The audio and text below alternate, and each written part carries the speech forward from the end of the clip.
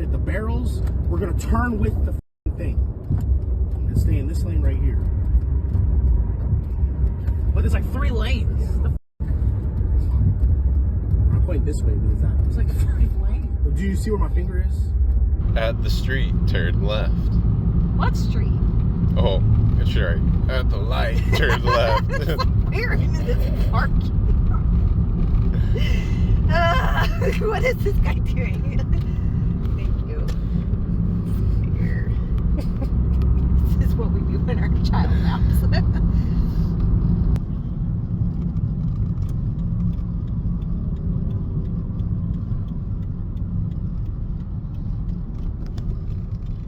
This is what it's actually like to drive with an instructor. Light, turn left. Light flashing yellow means yield to the oncoming. If you have 10 seconds of time, you may turn left. Look left, then turn left. Notice the sign.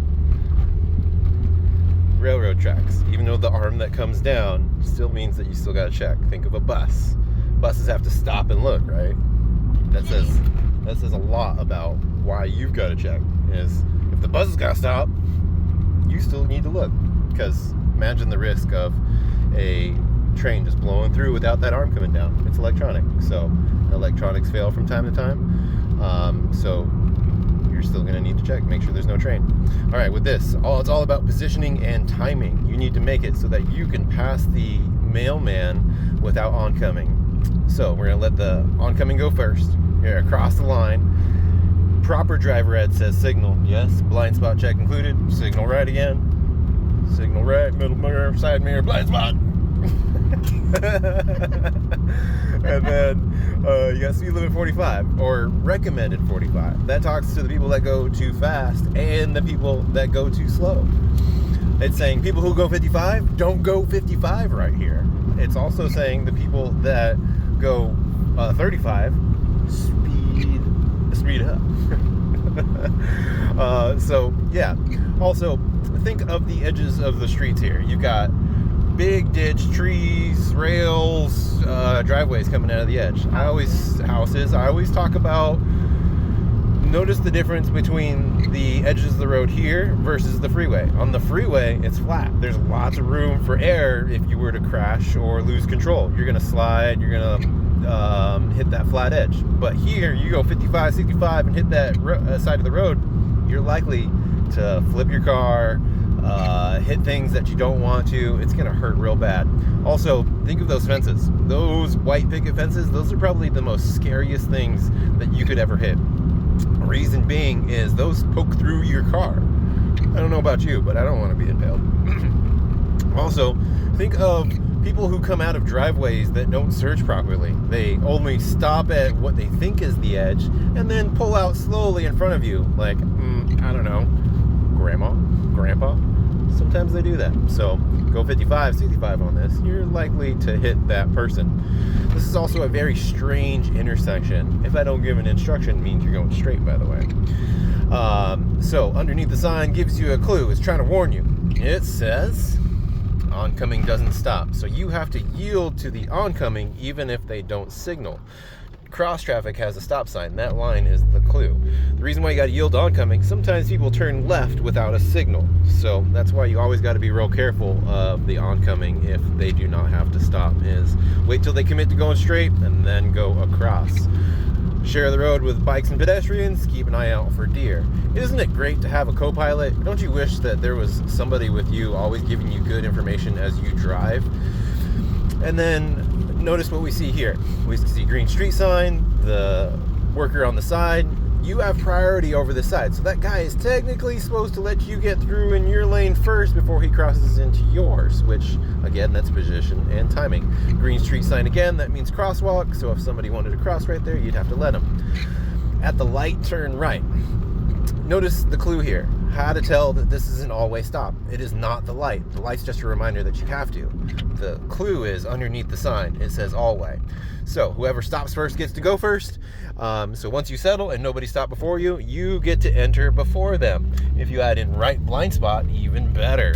Speed limit 40. Notice how close those are. Man, I hate how close they put speed limit signs. They're like right there as you turn. Like you gotta literally look for that sign right as you turn.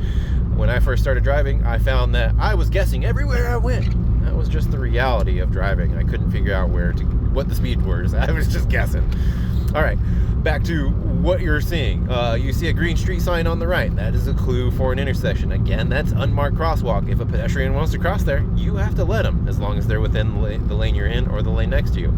Then if you use off gas, you can usually get to this speed limit just by using off gas by the time you can read that speed limit sign.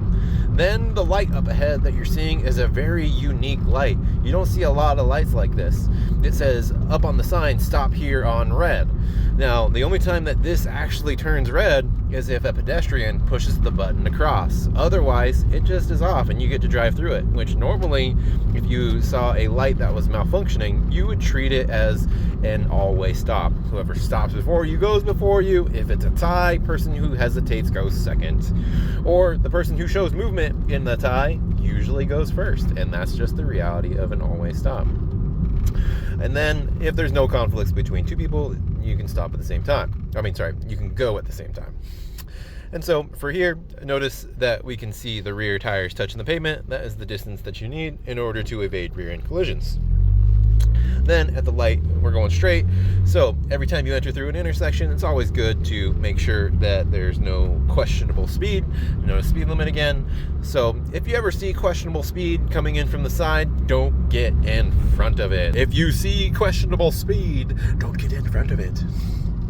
And then, all right, back to intersections again. You've got green street sign that marks crosswalk, another one coming soon. Notice you can see these clues very early. In other words, we don't need to look all the way down that road to notice there's a crosswalk. Which is what a lot of people do when they first start driving. Once you enter the curve, look through and look for information. At the light, turn left. So start with signal.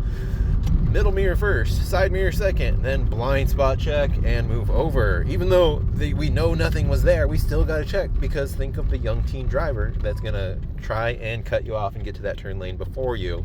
Then at some point, look left, turn left, and try to get around the yellow line. Just like if you were parking. Hey, exactly what you do for parking.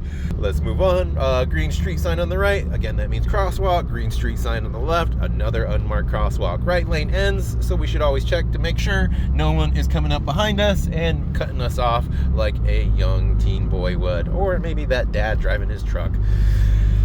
Green street sign, again, those are crosswalks. So there's one, and then there's one. They're everywhere. Crosswalks are everywhere in Oregon. Most people ignore the rule, especially if just because it's 45 doesn't mean there's no crosswalk. The street regulates the crosswalk, not the speed, not the amount of lanes. If there's a street, there is a crosswalk.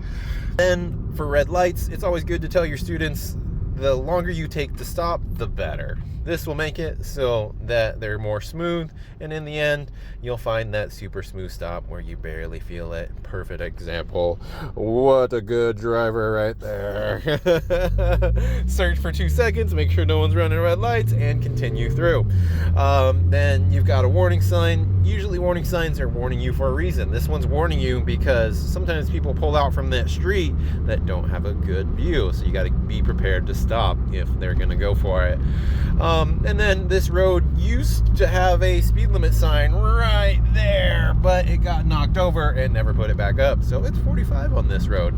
Good old state didn't put it back up. That's okay. They weren't informed. It's not their fault. Anyways, another T intersection warning sign. Again, it's just warning you there's a street there. At this street, turn right. Every time you brake, check rear. Before the turn, right blind spot. No suicidal bikers. Then look right, then turn right, and you're more likely to see that ditch and not fall into it. Speed limit 35. Again, notice how great it is to have a co-pilot. It just really helps you on fine-tuning your skills, finding what mistakes you're missing, finding all the things that you're not seeing when you're driving on the road. Driver instructors are great for this. Some of them are okay out of it, pretty good at what I do. Anyways, so you got a construction sign here, and it says abrupt right edge. In my opinion, they're being extra safe and just letting you know, hey, watch out for that edge way over there, which You got to be pretty bad if you're going to hit that over there. Anyways, looking through, finding information, green street sign. They just added that in. That's going to be a crosswalk right there. Well, it is already, I guess. And then speed limit 35. Look at that. She's going 35. At the light, turn left. Again, the longer you take to stop, the better, and you'll eventually find that super smooth stop. And this will really help you parents out on avoiding having to hold that thing up there. So, at 100 feet is when you signal, and what I usually teach my students is get the bottom of the outside mirrors to line up with the line. That'll put your hood really close to that line, and there we are, even though it appears like we crossed it just by looking forward. So there's a good little trick you can use to get close to lines. It's matching right at the bottom of that mirror. So good stop there. When the light turns green, 2-second search, no one running red lights, and here we go. Look left, turn left, get around the yellow line, and there it is. After a turn, check rear. Can't you see it?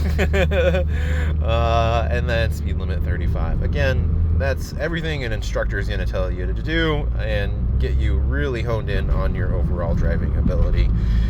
Speed limit changes at the sign, so you got to wait to reach it, which I'm guilty of this one on this road. Sometimes I'm like, oh, where's that 40? And then boom, I get to 40 too soon. But you know, not everybody's perfect. So that brings up a topic of you don't have to be perfect on your speed. You just got to be close to it.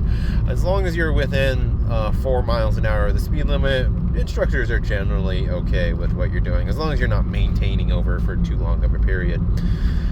Okay, at the street, turn left, which is very hard to see this one. That's the challenge of taking a drive test, is where's the street? There's the brake in the line for it. Left turn yields to oncoming traffic. Every time you brake, check rear. At some point, turn your head and then your wheel. This will help you with your overall turns and get you around that middle section of the road. It also makes sure that you're not running any people over or pedestrian or traffic. All right, and so that concludes our like to drive with an instructor. Thank you, my wife, for being such a good example and going on this little adventure with me. We were both nervous, so there's our first trial at what type of instruction I give when I'm with my students behind the wheel.